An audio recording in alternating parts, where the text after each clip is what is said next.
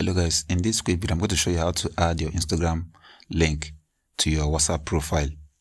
To do that, you open your WhatsApp, navigate to your settings. Now go to your profile. At the last section, you're going to see a place that says links. Click on it. Here, you will have an option to add your Instagram links. Click on it. So what you actually have to do is to put your Instagram username over there.